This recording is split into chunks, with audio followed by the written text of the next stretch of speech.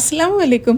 അപ്പോൾ ഇന്നത്തെ വീഡിയോ ഞാൻ എങ്ങനെയാണ് മുളകും മല്ലിയൊക്കെ വാങ്ങിക്കൊണ്ടുവന്നാലേ ഉണക്കി എടുത്ത് വെക്കുന്നതിൻ്റെ ഒരു വീഡിയോ ആണ് കേട്ടോ. കാരണം പലരും ചോദിക്കുന്ന ഒരു ചോദ്യമാണ്.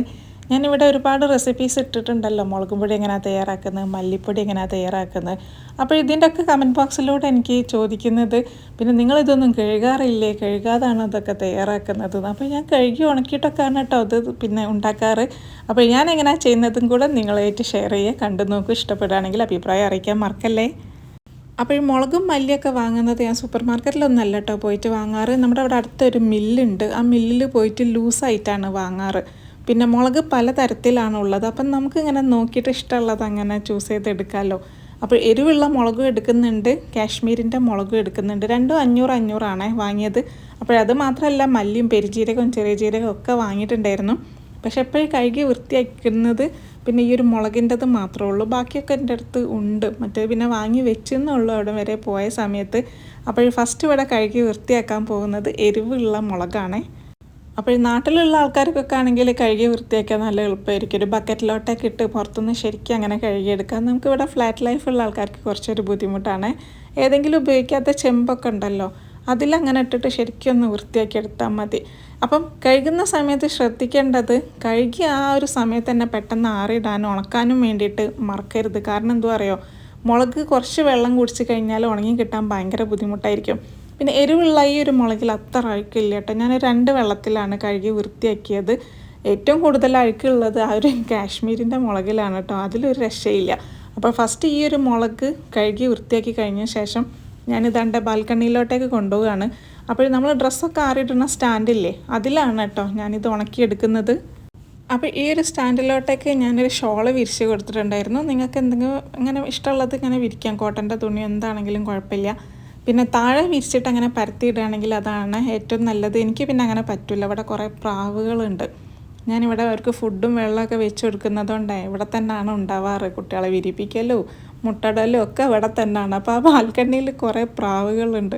അപ്പോൾ താഴെ നടക്കൂല, അതുകൊണ്ടാണ് നമ്മൾ ഡ്രസ്സ് ആറിയിടുന്ന ആ ഒരു സ്റ്റാൻഡിൽ വെച്ചിട്ട് അങ്ങനെ ഉണക്കിയെടുക്കുന്നത്. പക്ഷേ ആ ഒരു സ്റ്റാൻഡിലോട്ടൊക്കെ അങ്ങനെ കയറി വൃത്തിയേടാക്കൊന്നുമില്ല കേട്ടോ.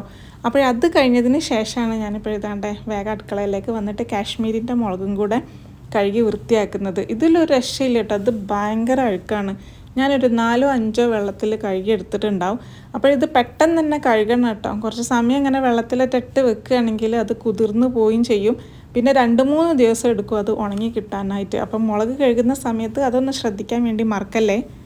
മുളക് മല്ലിയൊക്കെ വാങ്ങിക്കൊണ്ടുവരുന്ന ആൾക്കാരെ അതങ്ങനെ തന്നെ ഉപയോഗിക്കാതെ ശരിക്കും കഴുകി വൃത്തിയാക്കാൻ വേണ്ടി മറക്കല്ലേ. കാരണം അത്രയ്ക്ക് അഴുക്ക് ഇതിലുണ്ടാവും. പലരും എൻ്റെ അടുത്ത് ചോദിക്കുന്ന ചോദ്യം തന്നെയാണ്. ഞാനിവിടെ പല മസാലപ്പൊടിൻ്റെ റെസിപ്പീസൊക്കെ ഇട്ടുന്ന സമയത്ത് കമൻറ്റ് ബോക്സിലൂടെ ചോദിക്കുന്നത് ഇങ്ങനെയാണ്, നിങ്ങളിതൊന്നും കഴുകി വൃത്തിയാക്കാറില്ലേ, എത്രയും പിന്നെ അഴുക്കല്ലേ നിങ്ങളുടെ വയറ്റിലേക്ക് എത്തുന്നത് എന്ന്. അങ്ങനെയൊന്നല്ല കേട്ടോ, ശരിക്കും കഴുകി വൃത്തിയാക്കി ഉണക്കിയിട്ടാണ് എടുത്ത് വെക്കുന്നത്. എന്നിട്ട് എൻ്റെ ആവശ്യത്തിനനുസരിച്ചിട്ട് അങ്ങനെ പിന്നെ എടുക്കാറാണ് പതിവ്.